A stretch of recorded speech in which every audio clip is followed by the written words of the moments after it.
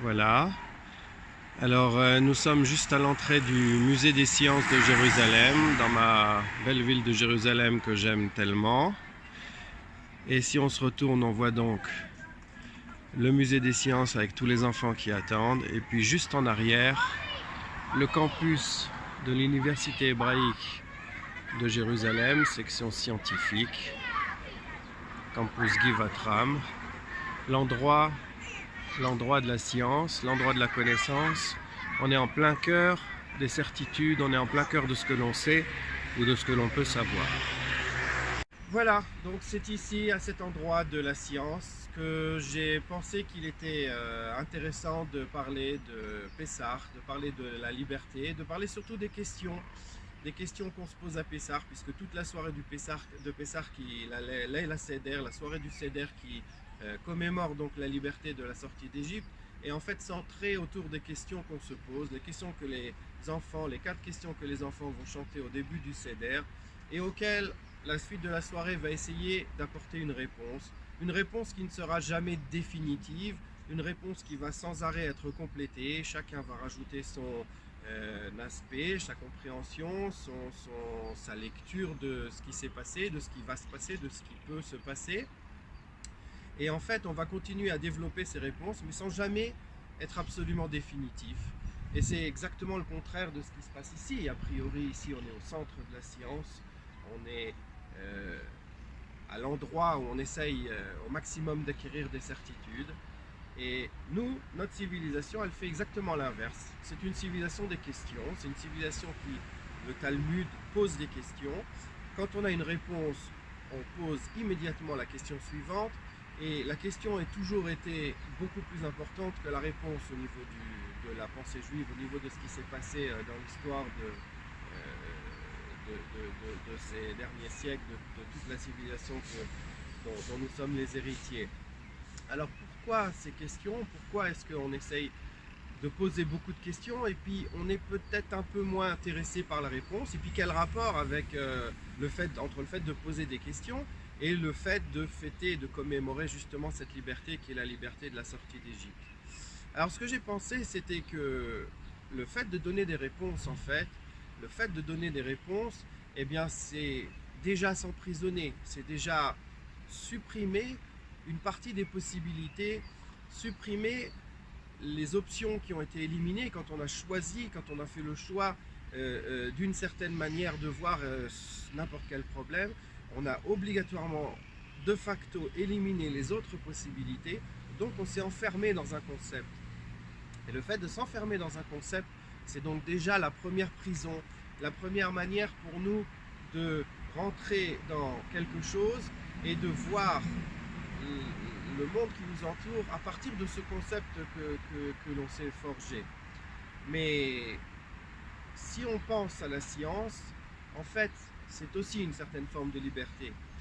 La science, elle apporte des certitudes. La science apporte, oui, des certitudes, mais en fait, ces certitudes, elles vont sans arrêt évoluer. Le vrai scientifique, c'est quelqu'un qui sait que sa réponse, elle n'est jamais définitive.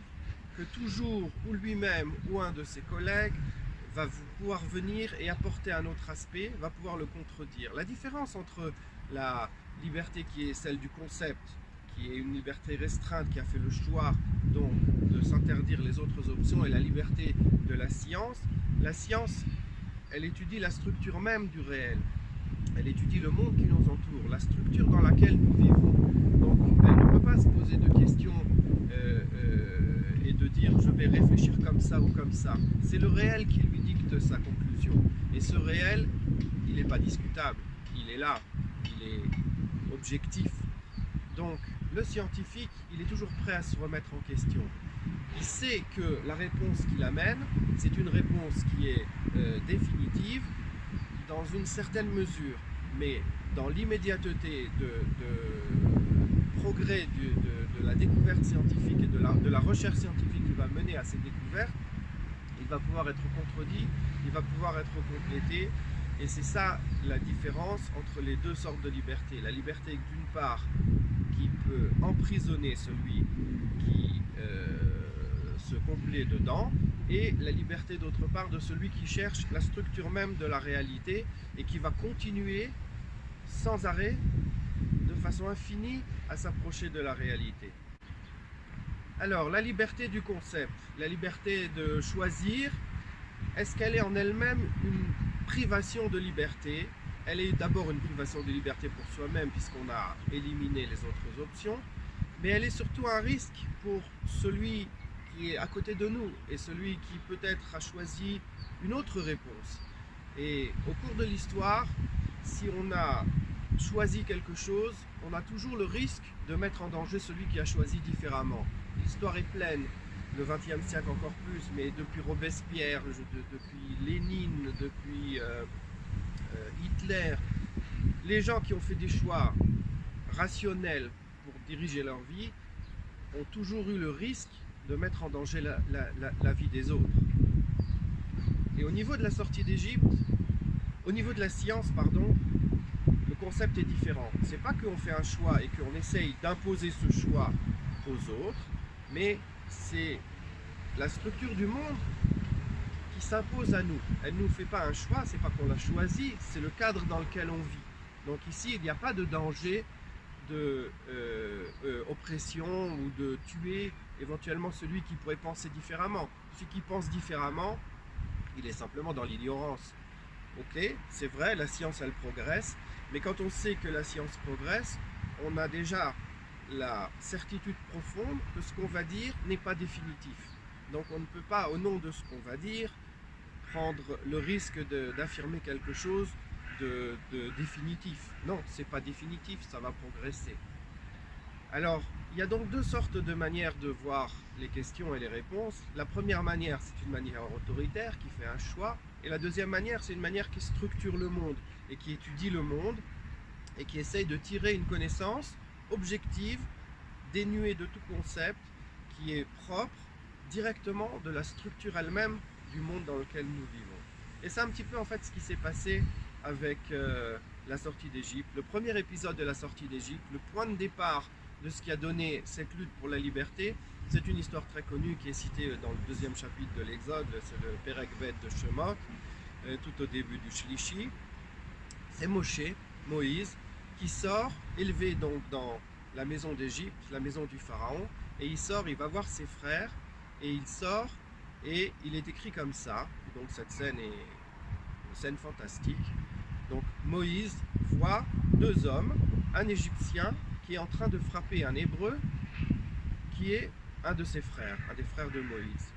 Donc une scène qui est classique dans un pays où il existe une oppression, un oppresseur, un outil d'oppression, probablement un bâton ou un fouet ou quelque chose de ce genre-là, et un oppressé, avec le dos meurtri, probablement penché en avant, et quelqu'un qui va subir donc les coups de son oppresseur.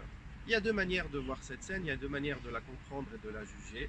La première manière, c'est celle que je viens de décrire en fait, si on veut. C'est la manière culturelle. On a rajouté sur la réalité les interprétations. Il y a d'un côté un Égyptien, race des seigneurs, le maître, bien habillé.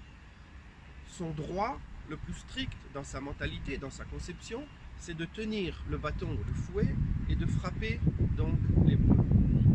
De l'autre côté, on a l'hébreu. Dans sa mentalité, s'il a une mentalité d'esclave, ce qui est probablement le cas, il est esclave. La position est naturelle. Il devra donc subir les coups de l'Égyptien. Et le troisième aspect, la troisième part de cette scène, c'est donc effectivement ce bâton, ce fouet, ce shot, avec lequel l'Égyptien frappe l'hébreu. Moïse Moshe voit cette scène et il dit non, moi je n'interprète pas comme ça. Moi j'ai une liberté, je me préserve ma liberté de juger cette scène.